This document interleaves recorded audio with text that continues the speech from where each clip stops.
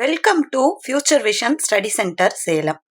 இன்னைக்கு நம்ம என்ன பார்க்க போறோம் அப்படின்னா, யூஜி டெட் தேர்விற்காக தமிழ் பாடத்திலிருந்து அலகு 9 கவிதை நாட்டுப்புறவியல் அப்படின்ற தலைப்புல புதுக்கவிதை குறித்து பார்த்துட்டு இருக்கோம். இந்த புதுக்கவிதை ஆசிரியர்கள் பத்தி நிறைய பேரை பார்த்தோம். இன்றைக்கு பார்க்கக்கூடியவங்க கலாப்ரியா, கல்யாண்ஜி, ரா மீனாட்சி, சுகந்தி சுப்பிரமணியம், குட்டி ரேவதி, புவியரசு, தேவதேவன். இந்த புதுக்கவிதை ஆசிரியர்கள் பத்தி பார்க்க போறோம். அதுல முதல்ல பார்க்கக்கூடியது கலாப்ரியா அவர்கள். கலாப்ரியாவோடைய இயற்பெயர் என்னன்னா சோமசுந்தரம். சின்ன வயதுல எம்ஜிஆர் ரசிகனாய் திமுக தொண்டனாக தீவிரமாக இயங்குறாரு. அண்ணாவின் இரங்கல் கூட்டத்திற்காக முதல்ல இரங்கற்பால எழுதுறாரு. இத சோமசுந்தரம் வண்ண நிலவனின் கையெழுத்து இதழான பொருணையில் கவிதை எழுதும் போது தனக்குத்தானே கலாப்ரியா அப்படின்னு என்ன பண்றாருன்னா பெயர் சூட்டிக்கிறாரு. அப்போ அவருடைய முதல் கவிதை என்னன்னா இரங்கற்பா. யாருக்கு அவருடைய இரங்கற்பா எழுதுறாருன்னா அண்ணாவுடைய இரங்கல் கூட்டத்துல தான் அந்த இரங்கற்பாவை எழுதுறாரு. அது என்னன்னா வண்ண நிலவனுடைய கையெழுத்து இதழான பொருணையில் இடம்பெறும் போது தனக்குத்தானே என்ன பண்றாருன்னா கலாப்ரியா அப்படின்னு பெயர் சூட்டிக்கிறாரு. பின்னர் கசட தபரவில் கவிதைகள் வெளிவரும்போது கூர்ந்து கவனிக்கப்படுகிறார். பிறகு கசட தபர அப்படின்ற இதழில் அவருடைய கவிதைகள் வெளிவரும் பொழுதுதான் மற்றவங்களால தெரிஞ்சுக்கிறாங்க. கசட தபரவிற்கு பின் வானம்பாடி, கனையாளி, தீபம் ஆகிய இதழ்கள்லையும் எழுதுறாரு. கலாப்ரியாவின் கவிதைகளில் பாலுணர்வு வெளிப்பாடுகளும் சில வேளைகளில் வன்முறையும் கொஞ்சம் தூக்கலாக இருக்கிறது அப்படின்னு சிலரும், இது அவரது கவிதை மாந்தர்கள் வாழ்வை ஓட்டியது என்று சிலரும் கருதுவது உண்டு. அப்போ கலாப்ரியா அவர்களுடைய கவிதை பொருண்மை என்னன்னா நிறைய பாலுணர்வு வெளிப்பாடுகள், சில வன்முறைகள், இந்த கருத்துக்கள் இருக்கு. இது நிஜமாவே அவருடைய வாழ்க்கையில நடக்கிறது அப்படின்னு நிறைய பேரும், இல்ல அவருடைய கற்பனை கவிதை மாந்தர்கள் வாழ்க்கையை ஒட்டியது அப்படின்னு நிறைய பேரும் சொல்றாங்க. தன்னை சுற்றி நிகழும் விஷயங்களை கவிதைகளில் பதிவு செய்து வருகிறார். அதாவது தன்னை சுற்றி என்னெல்லாம் நடக்குதோ அந்த விஷயங்களை தான் கவிதைகளில் பதிவு செய்கிறார். இவர் 1974 ஆண்டில் நிர்மால்யம் அப்படின்ற ஒரு சிற்றிதழை தொடங்குறாரு. இவருடைய நூல்கள் அப்படின்னு பார்க்க சொல்ல வெள்ளம் 1973, தீர்த்த யாத்திரை 1973, வெள்ளம் 1973, தீர்த்த யாத்திரை 1973, மாற்றாங்கே 1980, எட்டயபுரம் 1982, சுயம்வரம் மற்றும் கவிதைகள் 1985, உலகெல்லாம் சூரியன் 1993. அதற்கடுத்து கலாப்ரியாவின் கவிதைகள் 1994 மற்றும் 2000 வெளிவந்திருக்கு. அனிச்சம் 2000, வனம் புகுதல் 2003, எல்லாம் கலந்த காற்று 2008, நான் நீ மீன் இது 2011, உளமுற்றத்தி 2013, தண்ணீர் சிறகுகள் 2015. அது மட்டுமல்லாது தூண்டில் மிதவையின் குற்ற உணர்ச்சி 2016, சொந்த ஊர் மலை 2016, பனிக்கால ஊஞ்சல்கள் 2016, பேனாவுக்குள் அலையாடும் கடல் 2017, சொல் ஒளி 2018, மௌனத்தின் வயது 2019. இந்த நூல்களும் வெளிவந்திருக்கு. அது மட்டுமல்லாது சங்க காலத்து வெயில் 2021, அமைதி என்பது பழகிய ஓசை 2022, தொந்தரவின் சுடர் 2023, என்னுடைய மேட்டு நிலம் இதுவும் 2023 வெளிவந்திருக்கு. இவர் வாங்கின விருதுகள் அப்படின்னு பார்த்தோம்னா தமிழக அரசோடைய கலைமாமணி விருது வழங்கியிருக்காங்க. கவிஞர் சிற்பியோடைய இலக்கிய விருதும் கொடுத்திருக்காங்க. கண்ணதாசன் உடைய இலக்கிய விருது கோவை, அது கோவையில் இருக்கக்கூடிய ஒரு அமைப்பு, கண்ணதாசன் இலக்கிய விருது வாங்கியிருக்காங்க. எப்போனா 2012. பொருணை இதழின் ஆசிரியர் குற்றாலத்தில் 3 முறை கவிதை கட்டுரைகள் நடத்தியவர். அதாவது பொருணை இதழின் ஆசிரியராக கொஞ்ச நாளம் இருந்து குற்றாலத்தில் 3 முறை கவிதை கட்டுரைகளை நடத்தியவர்.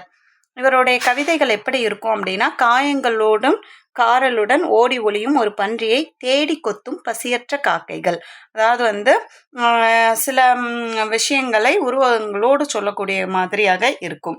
ஏதோ ஒரு காயத்தோடும் காரலோடும் ஓடிக்கொண்டிருக்கக்கூடிய பன்றியை தான் என்ன பண்றாங்க, பசியே இல்லாத காக்கைகள் தேடி தேடி கொத்துதாம். அழகாய் இல்லாததால் அவள் எனக்கு தங்கையாகி விட்டாள் அப்படின்னு சொல்லிட்டு யதார்த்தமான சில கவிதைகளையும் படைத்திருக்காரு. அடுத்து பார்க்கக்கூடியவங்க யாருன்னா கல்யாண்ஜி. வண்ணதாசன் அப்படின்ற புனைப்பெயரில் சிறுகதைகளும் கல்யாண்ஜி அப்படின்ற புனைப்பெயர்ல கவிதைகளும் எழுதுபவருடைய இயற்பெயர் என்னன்னா சி கல்யாண சுந்தரம். இவர் எங்க பிறக்கிறாருன்னா திருநெல்வேலியில பிறந்தவர். நவீன தமிழ் சிறுகதை உலகில் மிகுந்த கவனம் பெற்ற எழுத்தாளரான வண்ணதாசன் தீபம் இதழில் தான் என்ன பண்ணுறாங்கன்னா முதலில் எழுத தொடங்குறாரு. 1962ஆம் ஆண்டிலிருந்து இன்று வரை தொடர்ந்து என்ன பண்ணுறாருன்னா சிறுகதைகள் எழுதிட்டு வராரு. இவரது ஒரு சிறு இசை அப்படின்ற சிறுகதை நூலுக்காக இந்திய அரசின் 2016ஆம் ஆண்டிற்கான சாகித்ய அகாடமி விருது கிடைக்குது. இவருடைய கவிதை தொகுப்புகள் அப்படின்னு பார்க்க சொல்ல புலரி, முன்பின், ஆதி, அந்நியமற்ற நதி, மணல் உள்ள ஆறு, இதெல்லாம் இவருடைய கவிதை தொகுப்புகள். அதே மாதிரி இவர் கட்டுரை அகம்புறம் அப்படின்ற கட்டுரை எழுதியிருக்காரு. கடிதம்னா கண்ணதாசன் கடிதங்கள். புதினம் அப்படின்னு சொல்ல சின்னு முதல் சின்னு வரை, இது அவருடைய புதினம். இவர் வாங்கின விருதுகள் அப்படின்னு பார்த்தோம்னா இலக்கிய சிந்தனை உள்ளிட்ட பல முக்கிய விருதுகளை பெற்றிருக்காரு. இவருக்கு விஷ்ணுபுரம் விருது வழங்கப்பட்டிருக்கு. ஜூன் 10, 2018 கன்னட தமிழ் இலக்கிய தோட்டம் என்னும் அமைப்பு தமிழ் இலக்கியத்திற்கான வாழ்நாள் சாதனையாளர் விருதையும் இவருக்கு வழங்கியிருக்கு. எப்போனா 2018 தஞ்சை தமிழ் பல்கலைக்கழகம் மதிப்புறு முனைவர் பட்டத்தை வழங்கியிருக்கு. அடுத்து பார்க்கக்கூடியவங்க யாருன்னா ரா மீனாட்சி. இவர் 1941ஆம் ஆண்டு ஜனவரி 23 திருவாரூரில் பிறக்கிறாரு. தற்போது ஆரோவில் சர்வதேச நகரத்தில் பணியாற்றுறாரு. சாகித்ய அகாடமியோடைய தமிழ் ஆலோசனை குழுவோடைய உறுப்பினராகவும் இருந்திருக்காரு. இவங்க 2008 சாகித்ய அகாதமியோட சேர்ந்து வருங்கால கவிதையும் கவிதையின் வருங்காலமும் அப்படின்னு என்ன பண்ணுறாங்க, ஒரு கருத்தரங்கம் நடத்துகிறாங்க. அதே மாதிரி 2010 தாகூர் 150 அப்படின்ற கருத்தரங்கை சாகித்ய அகாடமியோடு இணைந்து நடத்துகிறாங்க. 2006 டிசம்பர்லேருந்து 2007 டிசம்பர் வரை பாரதி 125 விழாவினையும் நடத்தியிருக்காங்க. அருகி வரும் மாட்டு வண்டி மற்றும் சிறுபானன் சென்ற பெருவழி, பனைமரமும் நாட்டுப்புற மக்களும், தமிழக மகளிரின் கலைகளில் ஒன்றான கோலக்கலை பற்றிய ஆய்வு, தமிழில் கடித இலக்கியம், புனித சமையல், இந்த தலைப்புகள்லாம் என்ன பண்ணுறாங்கன்னா நிறைய நூல்களை வெளியிட்டிருக்காங்க. இவங்களுடைய கவிதை தொகுதி அப்படின்னு பார்க்க சொல்ல seeds, France, duet and dreams, இது இவங்களுடைய கவிதை தொகுதி. கவிஞர்கள் நா. காமராசன், அபி, இவங்கெல்லாம் இவருடைய நண்பர்கள். இவங்களுடைய முதல் கவிதை என்னன்னா பன்னீர்பூ, அது எழுத்து அப்படின்ற இதழில் பிரசுரமாகுது. கண்ணதாசன் அவர்களுடைய இலக்கிய இதழ் கனையாளி, தீபம், நாணல், கவி, அன்னம் விடுத்தூது, ஓம் சக்தி, இந்த கவி இதழ்கள் எல்லாம் நிறைய கவிதைகளை எழுதியிருக்காங்க. அதே போல இதழ்களில் எழுதிய கவிதைகளை தொகுத்து முதல் தொகுப்பான நெருஞ்சிய 1970களில் வெளிவருது. அதுக்கடுத்து சுடுப்பூக்கள் அப்படின்ற கவிதை தொகுப்பு 1978 வெளியாகுது. மீராவின் தூண்டுதல் கடிதங்களால் தீபாவளி பகல் அப்படின்றது அன்னம் வெளியீடாக வந்தது. கவிஞர் மீரா அவங்களுடைய தூண்டுதனால் என்ன பண்ணுறாங்கன்னா தீபாவளி பகல் அப்படின்ற ஒரு கவிதை எழுதுகிறாங்க. இது அன்னம் அப்படின்ற பதிப்பகத்தில் வருது. வாசனை புல், உதயநகரிலிருந்து கொடிவிளக்கு, ஓவியா, மூங்கில் கண்ணாடி, இந்த மாதிரியான கவிதை தொகுப்புகள் நிறைய இவங்க பேரில் வெளிவந்திருக்கு. கூழாங்கல் அப்படின்ற இருமொழி தொகுப்பையும் வெளியிட்டிருக்காங்க. சௌந்தர்யா கைலாசத்தை தொடர்ந்து தமிழர் கவிதை உலகில் பெண் கவிஞராக புகுந்தவர் இவர். அதாவது ஏற்கனவே சௌந்தர்யா கைலாசம் அப்படின்றவங்க இருக்காங்க, அவங்களை பின்பற்றி ரா. மீனாட்சி அவர்கள் வராங்க. முதல் பெண் புதுக்கவிஞர் அப்படின்னு கவிக்கோ அப்துல் ரஹ்மான் இவங்களை பாராட்டியிருக்காங்க. ரா. மீனாட்சி எழுதிய உதயநகரிலிருந்து நூல் தமிழ் வளர்ச்சித்துறையுடைய 2006ஆம் ஆண்டிற்கான சிறந்த நூல்களின் புது கவிதை வகைப்பாட்டில் பரிசு பெறுது. இவர் எழுதிய செம்மண் மடல்கள் அப்படின்ற நூல் 2012ஆம் ஆண்டிற்கான சிறந்த நூல் விருதையும் பெற்றிருக்கு. இவங்களுடைய விருதுகள் அப்படின்னு பார்த்தோம்னா 2005 கவிஞர் சிற்பி இலக்கிய விருது, 2007 புதுச்சேரி கவிஞர் கல்லாடனார் இலக்கிய விருது, 2007 திருப்பூர் தமிழ்ச்சங்க விருது, 2010 சென்னை கவிக்கோ விருது, தமிழக அரசின் தமிழ் வளர்ச்சித்துறையுடைய 2006ஆம் ஆண்டுக்கான சிறந்த நூல் விருதும் இவருடைய புத்தகம் வாங்கியிருக்கு. இவங்களுடைய கவிதை தொகுப்புகள் அப்படின்னு பார்க்க சொல்ல நெருஞ்சி, சுடுப்பூக்கள், தீபாவளி பகல், மறுபயணம், மீனாட்சி கவிதைகள், இதெல்லாம் இவங்களுடைய கவிதை தொகுப்புகள். அதே மாதிரி வாசனைப்புல், உதயநகரிலிருந்து கொடிவிளக்கு, செம்மண் மடல்கள், ஓவியா, இதுவும் இவங்களுடைய கவிதை தொகுப்புகள். இவங்களுடைய ஆங்கில படைப்பு அப்படின்னு பார்க்க சொல்ல இந்திய பெண் கவிகள் பேசுகிறார்கள், கூழாங்கல், மூங்கில் கண்ணாடி, இதெல்லாம் இவங்களுடைய ஆங்கில படைப்புகள். பிற தொகுப்பு நூல்களில் இவங்களுடைய புத்தகங்கள் கவிதைகள் என்னென்னா பரத்தல் அதன் சுதந்திரம், கொங்குதேர் வாழ்க்கை, சிற்றகல், பாரதிதாசனுக்கு பின் பெண் உரிமை குறித்து ரொம்ப அதிகமாக எழுதினவங்க இவங்க தான். ஆசிரியர் பணியிலும் கிராம மேம்பாட்டிலும் ரொம்ப ஈடுபாடு கொண்டவங்க. மீனாட்சியின் கவிதைகளில் குறிப்பிடத்தக்க ஒன்று என்னன்னா ஆடிக்காற்றே. அடுத்து பார்க்கக்கூடியது யாருன்னா சுகந்தி சுப்பிரமணியம். கோவை புறநகர்ல ஆலந்துறை அப்படின்ற சிறிய கிராமத்துல பிறந்தவங்க தான் இவங்க. 1984 பிறந்திருக்காங்க. இவங்க சுப்ரபாரதி மணியன் அப்படின்ற ஒரு கவிஞரை மணந்திருக்காங்க. பிறகு ஹைதராபாத்ல வாழ்றாங்க. சுகந்தியை ஒரு மன சிகிச்சைக்காக கவிதை எழுதி பழக்கினவர் தான் அவருடைய கணவர். அதாவது அவங்க மன தனிமையை போக்குறதுக்காக கவிதை எழுதி பழக்கினவர். பெரும்பான்மையான கவிதைகள் எல்லாம் எதை பற்றி இருக்கும்னா மனப்பிரமைகள், முறையீடுகள் சார்ந்தவைதான்.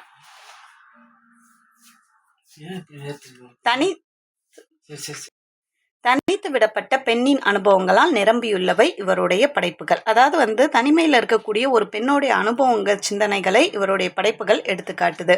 அவற்றில் சிலவற்றை சுப்ரபாரதி மணியன் கவிதை வடிவ ஒழுங்குக்கு கொண்டு வந்து 1988 அன்னம் பிரசுரம் வழியாக என்ன பண்றாங்கன்னா வெளியிடுறாங்க.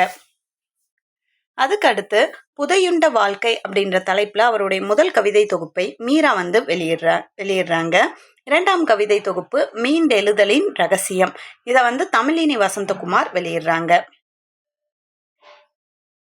இதுவரைக்கும் ஆண்கள் பயன்படுத்தி கொண்டிருந்த மொழியை தான் பெண்கள் பயன்படுத்துகிறார்கள். பெண்களுடைய மொழியாக இதை மாற்றுவதற்கு பெரிய முயற்சி எதுவும் இல்லை. இதில் மாற்று கருத்துக்கும் இடம் உண்டு. அப்படியான முயற்சியை தொடங்கி வைத்தவர் யாருன்னா சுகந்தி சுப்பிரமணியன் அப்படின்னு கவிஞர் சுகுமாரன் இவர்களை பற்றி மதிப்பிடுகிறார். அதாவது பெண்களுக்குன்னு தனி நடை இருக்கு, அவங்களுக்கான தனி மொழி இருக்கு அப்படின்னு ஒரு ஒன்றை உருவாக்கக்கூடிய முயற்சியை செய்தது யாருன்னா சுகந்தி சுப்பிரமணியன் அவர்கள் தான். அதுக்கு அடுத்து யாருன்னா குட்டி ரேவதி அவர்கள். சித்த மருத்துவரான இவர் பாடலாசிரியர், பெண்ணிய ஆர்வலர், திரைப்பட இயக்குனர் மற்றும் மருத்துவர் என பன்முகம் உடையவர். சமகாலத்தில் எழுதி வரும் பெண் படைப்பாளிகளுள் கவனிக்கத்தக்க ஒருவராகவும் இயங்கி வருகிறார். இவருக்கு கவித்துவம், சிந்தனை தெளிவும் நிறைய இருக்கு அப்படின்னு சொல்றாங்க. இவர் மொத்தம் என்னென்ன பண்ணியிருக்காருன்னா 3 கவிதை நூல்களை வெளியிட்டிருக்காரு. பெண்களுக்கான இலக்கிய காலாண்டு இதழான பனிக்குடம் அப்படின்ற முதல் தமிழ் பெண்ணிய இதழின் ஆசிரியராகவும் இருக்காரு. அப்போ முதல் தமிழ் பெண்ணிய இதழ் எதுனா பனிக்குடம். இதோடைய ஆசிரியர் யாருன்னா குட்டி ரேவதி அவர்கள். இது ஒரு காலாண்டு இதழ். தலித் பெண்ணியம் என்பதை சித்தாந்த வடிவில் கட்டமைப்பதும் களப்பணிக்கு செயல்படுத்துவதும் தான் இந்தியாவில் பெண்களுடைய உரிமையை முழுமையான வடிவில் பெற்றுத்தரும் அப்படின்னு நம்பியவர் குட்டி ரேவதி அவர்கள். தலித் பெண் பற்றி ரொம்ப அதிகமாகவே பேசப்பட்டவர். தமிழகத்தில் உருவெடுத்த பெண் கவிஞர்களுடைய உடல் அரசியல் மொழியும் எழுச்சியும் முக்கியமான பங்களிப்பு என்கிறார். சிறகு அப்படின்ற ஒரு திரைப்படத்தையும் இயக்கியிருக்காரு. இந்தியா டுடே என்ற பத்திரிகையில வழங்கப்பட்ட எதிர்கால இலக்கியத்தின் முகங்கள் சிகரம் 15 அப்படின்ற விருது இவங்களுக்கு கிடைச்சிருக்கு. அப்போ இவங்களுடைய கவிதை நூல்கள்லாம் என்னென்ன அப்படின்னு பார்த்தோம்னா பூனையை போல அலையும் வெளிச்சம், முளைகள், தனிமையின் 1000 ரெக்கைகள், உடலின் கதவு, யானும் இட்ட தீ, மாமத யானை, இடிந்த கரை, அகவன் மகள், காலவேகம் மத யானை, அகமுகம், இதெல்லாம் இவங்களுடைய கவிதைகள். அதுக்கு அடுத்து பார்க்கக்கூடியவங்க புவியரசு அவர்கள். புவியரசு உடுமலைப்பேட்டைக்கு அருகில் உள்ள லிங்கவநாயக்கன் புதூர் கிராமத்தில் சுப்பையா அப்படின்றவங்களுக்கு மகனாக பிறந்தவர். அப்போ அவங்களுடைய ஊர் என்னன்னா உடுமலைப்பேட்டை. அவங்களுடைய அப்பா பேர் லிங்கவநாயக்கன். புதூர் கிராமத்தில் உடுமலைப்பேட்டைக்கு பக்கத்தில் இருக்கக்கூடிய லிங்கவநாயக்கன் புதூர் அப்படின்றது அவங்களுடைய ஊர் பெயர். அவங்க அப்பா யாருன்னா சுப்பையா அவர்கள். இவங்களுடைய இயற்பெயர் என்னன்னா சு ஜெகநாதன் தான். இதோடைய சமஸ்கிருத வார்த்தையோடைய தமிழாக்கம் தான் என்னன்னா புவியரசு. அப்போ தன்னுடைய பெயரை தமிழாக்கம் செய்ய சொல்ல அதோடைய சமஸ்கிருத ஜெகநாதன் அப்படின்ற பொருளுக்கான தமிழாக்கம் தான் புவியரசு. அதனால அவருடைய பெயரையே புவியரசு அப்படின்னு மாத்திக்கிறாங்க. இவர் தமிழ் மொழியை தமிழ்நாட்டின் ஆட்சி மொழி ஆக்குவதற்கு நடத்திய போராட்டங்களிலும் நிறைய எல்லை போராட்டங்களிலும் ஈடுபட்டு சிறைக்கு போயிருக்காங்க. சிறிது காலம் மட்டும் இலக்கிய வானம்பாடி இலக்கிய இயக்கத்தை தோற்றுவித்தவர்ல இவங்களும் ஒருத்தவங்க. தனது இலக்கிய பயணத்தில் 80க்கும் மேற்பட்ட படைப்புகளை தந்திருக்கார். கிட்டத்தட்ட 80க்கும் மேற்பட்ட படைப்புகளை தந்திருக்காங்க. இவங்க நிறைய பேர் என்னன்னா மேலை நாட்டு கவிஞர்கள், அதாவது Shakespeare, Khaleel Ghibran, Umar Khayyam, Osho, அதுக்கு அடுத்து ஃபியோடர் டாஸ்டாவ்ஸ்கி மற்றும் ரவீந்திரநாத் தாகூர், இவங்களுடைய படைப்புகளை எல்லாம் தமிழில் என்ன பண்ணியிருக்காங்கன்னா மொழிபெயர்த்திருக்காங்க. இவங்களுடைய கவிதைகள் புரட்சிக்காரன், இவருடைய கவிதைகள் புரட்சிக்காரன் அப்படின்ற தலைப்புல 2007 மொழிபெயர்ப்புக்கான சாகித்ய அகாடமி விருது பெறுது. அப்போ மேலை நாட்டு கவிஞர்களுடைய கவிதைகளை எல்லாம் படித்து அதனை மொழிபெயர்த்து புரட்சிக்காரன் அப்படின்ற தலைப்புல 2007 வெளியிடுறாங்க. அது மொழிபெயர்ப்புக்கான சாகித்ய அகாடமி விருதும் வாங்குது. இந்த கவிதை காஜி நஸ்ருல் இஸ்லாம் எழுதிய ரெவல்யூஷனரி அப்படின்ற கவிதையோடைய தமிழ் மொழிபெயர்ப்பு அப்படின்னு சொல்றாங்க. அப்போ காஜி நஸ்ருல் இஸ்லாம் அவங்க எழுதின ரெவல்யூஷனரி அப்படின்ற கவிதையோடைய மொழிபெயர்ப்பு தான் புரட்சிக்காரன் அப்படின்றது. இது 2007 மொழிபெயர்ப்புக்கான சாகித்ய அகாடமி விருது வாங்குது. அதே மாதிரி இவருடைய கவிதை தொகுப்பான கையொப்பம் அப்படின்றது 2009 தமிழுக்கான சாகித்ய அகாடமி விருது வாங்குது. அப்போ புவியரசு அவர்களுடைய கவிதை தொகுப்பு நூல் புத்தகம் பேர் என்னன்னா கையொப்பம். இது 2009 தமிழுக்கான சாகித்ய அகாடமி விருது வாங்குது. ஹாம்லெட், அப்புறமா ஒத்தல்லோ, ரோமியோ மற்றும் ஜூலியட், உமர் கயாமின் ருபாயத் போன்ற நூல்களை எல்லாம் நிறைய மொழிபெயர்த்திருக்காரு. இவருடைய நாடகங்கள் அப்படின்னு சொல்ல மனிதன், மூன்றாம் பிறை, இது இவங்களுடைய நாடகங்கள். அதுக்கடுத்து இவருடைய விருதுகள் அப்படின்னு பார்த்தோம்னா கலைஞர் பொற்கிளி விருது வாங்கியிருக்காங்க. எப்போனா 2008. அதே மாதிரி சாகித்ய புரஸ்கார் விருதும் கேரள பண்பாட்டு மையம் இவங்களுக்கு கொடுத்துருக்கு. சாகித்ய அகாடமி விருது மொழிபெயர்ப்புக்காக 2007 சாகித்ய அகாடமி விருது தமிழில் கையொப்பம் அப்படின்ற கவிதை தொகுப்புக்காக 2009 வாங்கியிருக்காரு. இவர் எழுதின முக்கூடல் என்னும் நூல் தமிழ்நாடு அரசுடைய தமிழ் வளர்ச்சித்துறையின் 2004 ஆண்டுக்கான சிறந்த நூல்களில் புதுக்கவிதை அப்படின்ற வகைப்பாட்டில் பரிசு பெற்றிருக்கு. இவங்க எழுதின முக்கூடல் அப்படின்ற நூல் இது தமிழ் வளர்ச்சித்துறையின் 2004 ஆண்டுல புதுக்கவிதை அப்படின்ற வகைப்பாட்டின் கீழ் சிறந்த நூலுக்கான பரிசை பெற்றிருக்கு. தமிழ்நாடு அரசின் சிறந்த நூல் ஆசிரியர் அப்படின்ற பரிசும் இவருக்கு கிடைச்சிருக்கு. அதுக்கு அடுத்து பார்க்கக்கூடிய புதுக்கவிதை ஆசிரியர் யாருன்னா தேவதேவன். தேவதேவன் என்ற புனைப்பெயரால் அறியப்பட்ட பிச்சுமணி கைவல்யம் ஒரு நவீன தமிழ் கவிஞர் அப்படின்னு சொல்றாங்க. இவர் 5/5/1948 தூத்துக்குடி மாவட்டத்துல பிறக்கிறாரு. பிச்சுமணி கைவல்யம் என்ற பெயர்ல நிறைய கதைகளை எழுதியிருக்காரு. அப்போ தேவதேவன் அவங்களோட இயற்பெயர் என்ன பிச்சுமணி கைவல்யம். அதை புனைப்பெயர்லையும் இயற்பெயர்லையும் நிறைய கதைகள் எழுதியிருக்காரு. இவர் எழுதிய தேவதேவன் கவிதைகள் என்னும் நூல் தமிழ்நாடு அரசுடைய தமிழ் வளர்ச்சித்துறையின் 2005 ஆண்டுக்கான சிறந்த நூல்களில் புதுக்கவிதை என்னும் வகைப்பாட்டில் பரிசு பெற்றிருக்கு. அப்போ இவர் எழுதின தேவதேவன் கவிதைகள் அப்படின்ற நூல் நம்ம தமிழ்நாடு அரசுடைய தமிழ் வளர்ச்சித்துறையின் சிறந்த நூலுக்கான அப்படின்ற விருதுல புதுக்கவிதை அப்படின்ற வகைப்பாட்டில் பரிசு பெற்றிருக்கு. எந்த ஆண்டுனா 2005. ஈவே ராமசாமி இவருக்கு கைவல்யம் அப்படின்ற பெயரை இட்டார். இவருக்கு ஆத்தியப்பன் அப்படின்ற பெயர் கூட இருக்காம். ஆத்தியப்பன் அப்படின்ற பெயர் யாருக்கு இருக்கு அப்படின்னா நம்மளுடைய தேவதேவன் பிச்சுமணி கைவல்யம் அவருக்கு. இளம் வயதில் மரபு கவிதைகள் எழுதி வந்த கைவல்யம் தோரோ எமர்சன் ஆகியோருடைய படைப்புகளில் கவரப்பட்டு நிறைய நவீன கவிதைகளை எழுத ஆரம்பிக்கிறாரு. குறுகிய காலம் கேரளத்தில் வாழ்ந்தபோது அங்கிருந்து இயற்கை காட்சிகளால் ஆழ்மன நகர்வுக்கு உள்ளாகி நிறைய கவிதைகளை எழுதியிருக்காரு. தேவதேவன் கவிதைகள் எளிய சிக்கல் இல்லாத மொழிநடை கொண்டவை. அவருடைய கவிதைகள் எப்படி இருக்கும்னா ரொம்பலாம் சிக்கல் இல்லாம ரொம்ப எளிமையான நடையை கொண்டதாக இருக்கும். இயற்கை சார்ந்த படிமங்களை உள்ளொடுங்கிய தத்துவ நோக்குடன் சொல்பவள். அவரது சிறந்த கவிதைகளில் மென்மையான இசை ஒழுங்கு காணப்படுது. தமிழக தலைப்புகள் மீது தொடுக்கப்படும் அடக்குமுறைகளுக்கு எதிராக இருந்த உணர்ச்சி பாங்குடன் கண்டன கவிதைகள் நிறைய, அதாவது தமிழகத்தின் மீது கொடுக்கப்படும் அநீதிகளுக்கு எதிராக நிறைய கண்டன கவிதைகளை எழுதியிருக்காங்க. அதே மாதிரி இயற்கை சார்ந்த கவிதைகளையும் நிறைய எழுதியிருக்காங்க. தேவதேவனை பற்றி ஜெயமோகன் முழுமையாக திறனாய்வு நூல் ஒன்றையும் எழுதி வெளியிட்டிருக்காங்க. அதாவது ஜெயமோகன் அவர்கள் தேவதேவன் பற்றி ஒரு திறனாய்வு நூலை எழுதியிருக்காங்க. தேவதேவனை பற்றி யாதும் ஊரே யாவரும் கேளீர் அப்படின்ற செய்தி படம் 2007 ஆண்டு வெளியிட்டு வந்திருக்கு. கைவல்யத்தின் முதல் கவிதை தொகுப்பு என்னன்னா குளித்து கரையேறாத கோப்பியர்கள் 1982 ஆண்டு வெளிவருது. இரண்டாவது தொகுப்பு மின்னர் பொழுதே தூரம். இது பிரமிழ் முன்னுரையோட வெளிவந்த கவிதை வாசகர்களால் ரொம்பவே கவனிக்கப்பட்ட நூல். அதே மாதிரி தொடர்ந்து மாற்றப்படாத வீடு அப்படின்றது பிரமிழ் முன்னுரையுடன் வெளிவந்த அவருடைய நூல். இவர் வாங்கின விருதுகள் அப்படின்னு பார்க்க விஷ்ணுபுரம் விருது, விளக்கு விருது, தமிழக அரசின் வளர்ச்சி கழக விருது, இதெல்லாம் இவர் வாங்கின விருதுகள். இன்றைக்கு பார்த்த புதுக்கவிதை ஆசிரியர்கள்ல இருந்து ஒரு சில மாதிரி வினாக்கள். பொருணை அப்படின்ற இதழின் ஆசிரியர் யார் அப்படின்னு பார்த்தோம்னா கலாப்ரியா அவங்க கொஞ்ச நாள் தான் இருந்திருக்காங்க. ஆனால் இந்த பொருணை என்ற இதழின் ஆசிரியர் யாருன்னா வண்ண நிலவன். இது ஒரு கையெழுத்து பிரதி. இந்த இதழில் தான் அவருடைய கலாப்ரியா அவர்களுடைய முதல் நூலானது இயற்றப்பட்டிருக்கு. அதனால வண்ண நிலவன் தான் பொருணை அப்படின்ற இதழில் ஆசிரியராக இருந்திருக்காங்க. சின்னு முதல் சின்னுவரை அப்படின்ற நூலின் ஆசிரியர் யார்? சின்னு முதல் சின்னுவரை அப்படின்ற நூலின் ஆசிரியர் நம்ம கல்யாண்ஜி. இவங்க தான் சின்னு முதல் சின்னுவரை அப்படின்ற ஒரு புதினத்தை எழுதியிருக்காங்க. மீண்டு எழுதலின் ரகசியம் என்ற நூலின் ஆசிரியர் யார்னா சுகந்தி சுப்பிரமணியம். மீண்டு எழுதலின் ரகசியம் என்ற நூலின் ஆசிரியர் சுகந்தி சுப்பிரமணியம். புவியரசு அவர்களுக்கு எந்த ஆண்டு கலைஞர் பொற்கிளி விருது பெற்றார்னா 2008. புவியரசு அவர்கள் எந்த ஆண்டு கலைஞர் பொற்கிளி விருது பெறாங்கன்னா 2008ஆம் ஆண்டு பெறாங்க.